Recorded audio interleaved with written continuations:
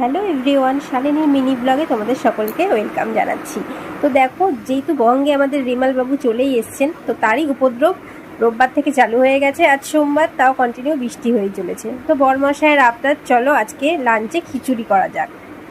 তো তারই আবদারে শুরু করলাম খিচুড়ির সব প্রিপারেশান। দেখতেই পাচ্ছ এখানে খিচুড়ির সব প্রিপারেশান করে ফেলেছি এবং খিচুড়ির মশলা দিয়ে সেটাকে ভালো করে কষে নিচ্ছি। আর এখানে খিচুড়ি বসিয়েও দিয়েছি। এবার 3-4 রকমের ভাজা আমি এখানে তৈরি করেছি, তো এক এক করে সেটাই করছি। তো বরকে বললাম একটা এই বৃষ্টির ওয়েদারে সুন্দর গান শোনাও। তো বললো ঠিক আছে শোনো। सुलग सुलग जाए मन भीगे आज इस मौसम में लगी कैसी ये अगन रिमझिम गिरे सावन।